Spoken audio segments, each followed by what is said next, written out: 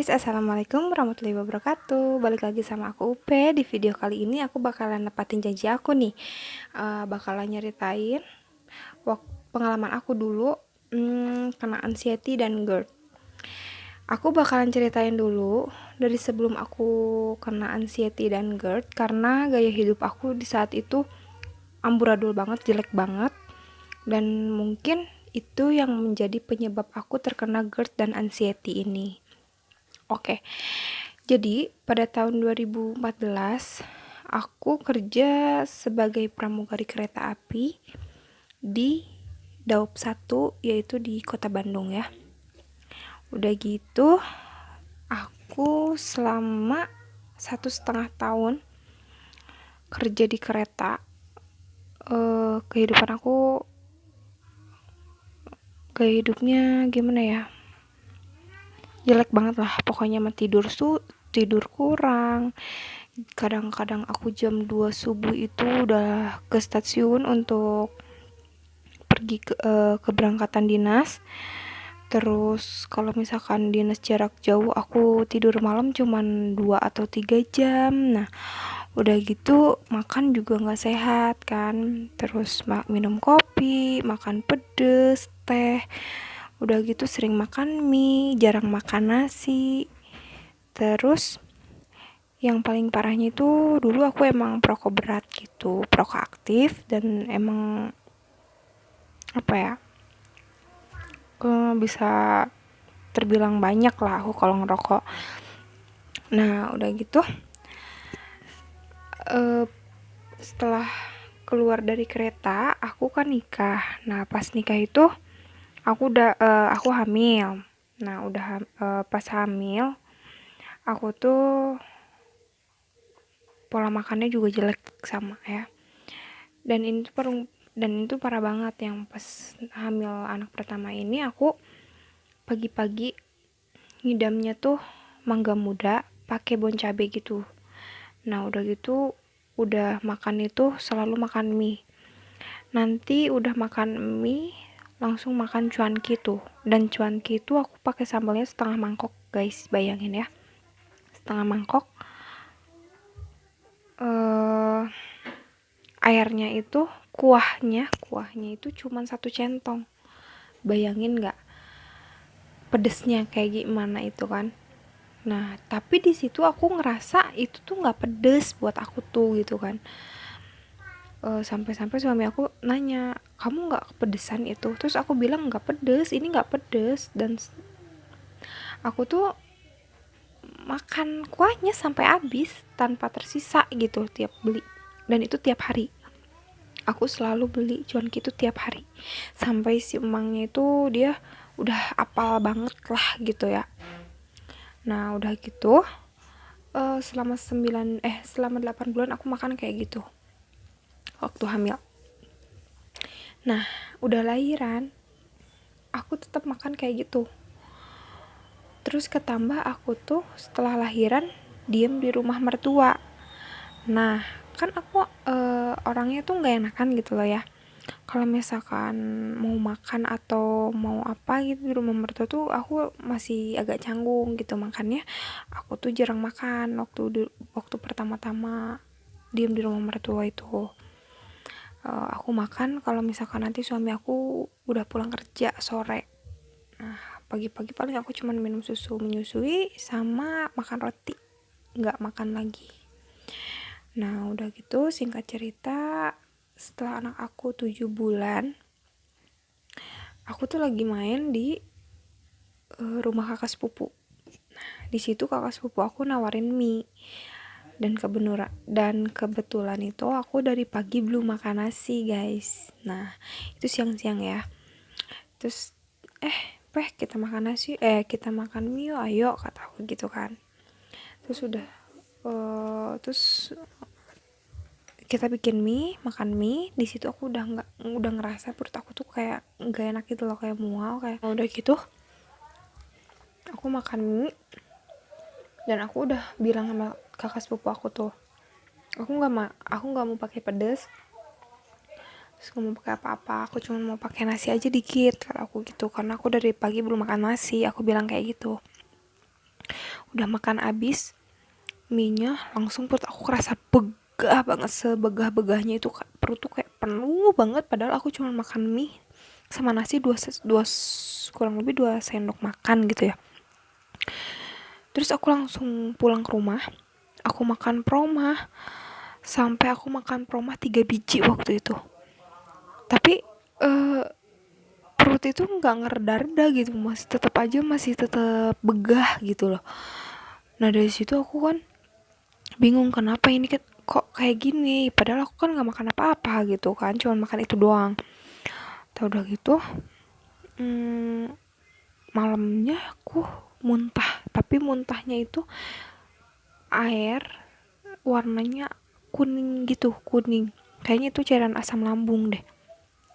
Nah udah gitu, selama 3 hari itu aku nggak makan nasi, nggak makan apa-apa, nggak bisa masuk makan, aku selalu muntah terus.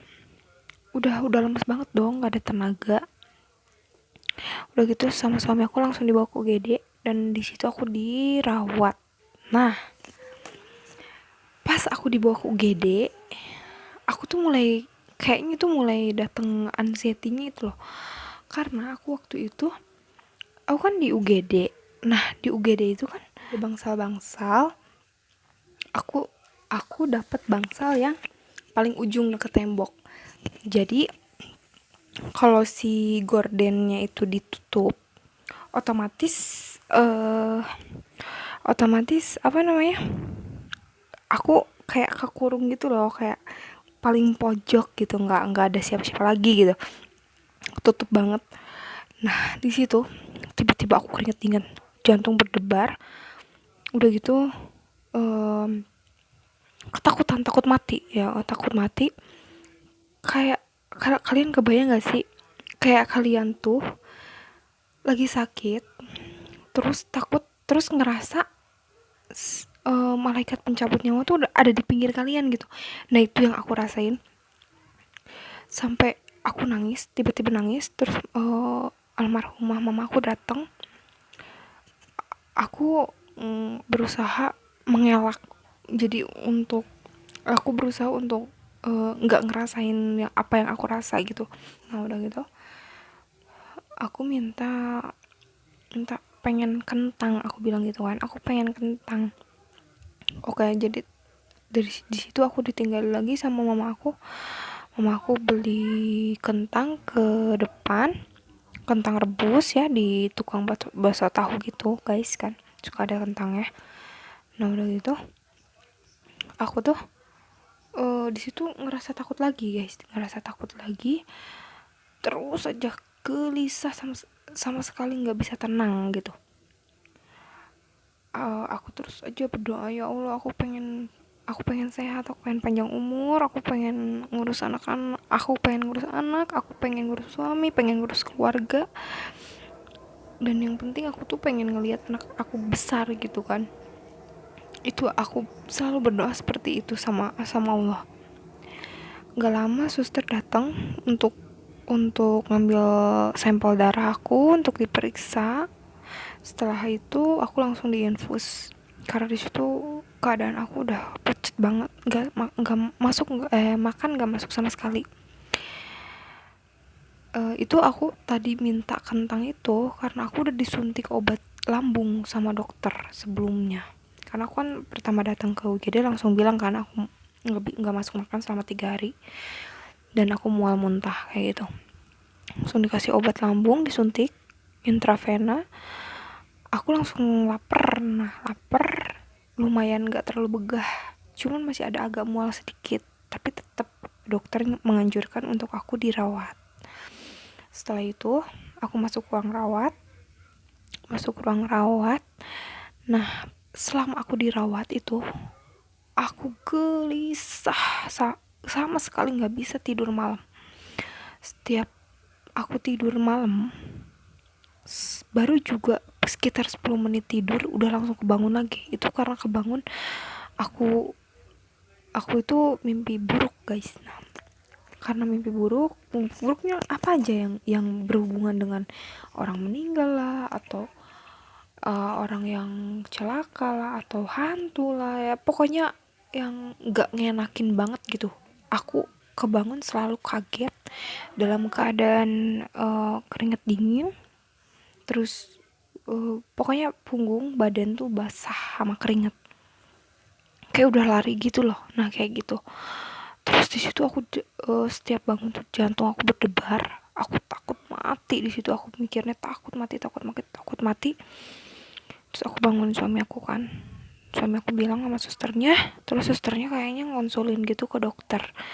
Setelah itu nggak lama aku tuh dikasih obatnya tuh warna pink kecil. Aku cuma dikasih setengah setengah tablet gitu, dan aku nggak tahu tuh namanya apa karena udah dipakein plastik ripet gitu. Udah obatnya doang gitu, nggak ada bungkusnya. Dikasih, terus aku minum.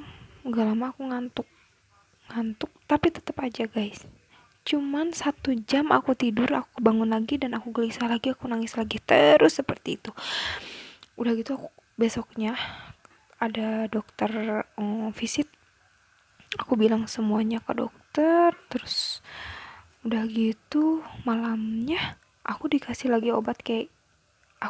obat lagi kayak sebelumnya itu yang warna pink, cuman sekarang dosisnya ditambah guys, jadi 1 tablet. Dan aku baru tahu itu namanya alprazolam. Ya, itu obat penenang guys. Selama di rumah sakit aku minum itu 5 hari kalau nggak salah aku dirawat. Aku selalu minum itu kalau mau tidur, karena kalau nggak minum itu aku nggak bisa tidur guys. Kalau minum itu pun aku cuman bisa tidur selama 3-4 jam lah, selebihnya aku pasti bangun. Dan aku rasain itu selama 1 bulan penuh. Setelah aku pulang dari rumah sakit, di rumah pun aku masih sama seperti itu. Aku nggak bisa makan, bukan nggak bisa makan, aku nggak bisa tidur, nggak bisa tenang, terus selalu gelisah, selalu kebayang-bayang orang mati, terus kalau selalu kebayang-bayang orang meninggal gitu kan. Terus kalian tahu nggak suara burung yang wek wek wek wek wek yang gitu. Nah itu tuh kalau misalnya aku dengar suara itu tuh aku langsung keringet dingin, kaki tangan dingin, jantung berdebar gitu, terus kepala pusing, sakit, keliengan gitu. Aku takut mati, takut mati, takut mati, itu aja yang ada di pikiran aku. Nah singkat cerita, aku capek dong, aku hidup kayak gitu terus, selalu nggak bisa tidur malam. Dan suami pun bingung gitu harus kayak gimana. Nah udah gitu suami tuh nge ngusulin ngusulin buat di rukiah guys. Jadi aku waktu itu di rukiah selama 3 kali kalau nggak salah, 3 kali. Terus aku banyakin zikir, aku banyakin sholat malam, sholat 5 waktu, aku banyakin zikir terutama. Nah itu tuh zikir tuh aku diem di musola sendirian, aku matiin lampu, aku gelapin biar aku fokus. Dan lama kelamaan selama proses 3 bulan kalau nggak salah, aku bisa sedikit-sedikit berangsur berkurang itu ketakutan aku. Nah eh udah gitu aku nyari-nyari referensi lain untuk lambungnya, dan memang aku masih kerasa begah, aku masih begah kan. Aku cari referensi lain. Aku dapet kata tetangga suruh minum lidah buaya. Lidah buaya. Terus aku minum lidah buaya. Jadi lidah buaya itu aku kupas atasnya, terus aku cuci bersih getahnya yang warna kuning. Terus udah bersih aku kerok kayak kita ngerok pisang buat bayi gitu loh. Nah ya gitu.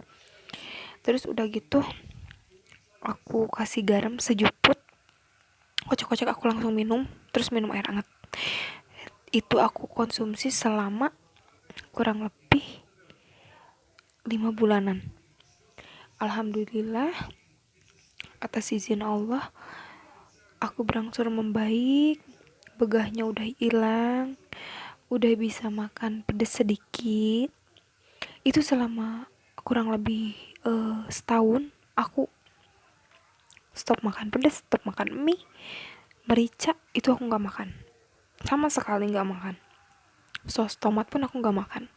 Pokoknya pure aku makan kayak bayi gitu loh, kayak anak kecil. Terus makannya nggak yang goreng-goreng. Aku banyakin makan sayur, makan tahu pun itu aku direbus, nggak digoreng. Terus apalagi ya, banyak minum air putih hangat, itu paling penting. Nah udah gitu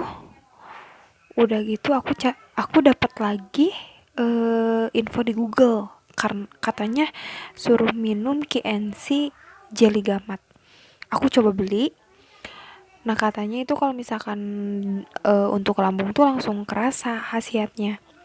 Aku coba-coba di situ makan mie samyang guys. Di situ waktu itu samyang tuh baru-baru keluar kayak gitu.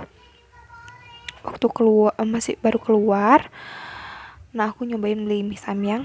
Aku coba satu suap dan itu langsung perut aku panas. Aku agak mual. Aku langsung minum tuh si jelly gamat KNC itu. Dan tahu nggak guys, nggak sampai 5 menit mualnya hilang, panas perutnya hilang. Keren nggak tuh jelly gamat? Keren banget. Dan aku tuh nyaranin banget buat kalian yang masih ada GERD, kalau bisa kalian konsumsi itu rutin. Dan aku pun sampai sekarang, sampai detik ini, aku dan anak-anak aku selalu minum itu. Dan alhamdulillah, untuk lambung GERD aku alhamdulillahnya udah nggak pernah kambuh lagi sampai sekarang. Cuman aku sekarang lagi ngerasain lagi anxiety guys. Aku pengen cerita banget sama kalian. Dan kalau misalkan kalian mau dengerin cerita aku yang ini, tonton part selanjutnya. Jangan lupa like, comment, dan subscribe. Juga share ke semua sosial media yang kalian punya untuk ngedukung channel aku ini. Nanti aku bakalan ceritain lagi kelanjutan tadi cerita aku setelah konsumsi jelly gamat itu, aku seperti apa. Oke. Sekian video aku kali ini di part 1 ini. Dan jangan lupa tunggu part selanjutnya, karena aku bakal cerita banyak banget sama kalian. Jangan lupa dukung aku ya. Assalamualaikum warahmatullahi wabarakatuh. Bye.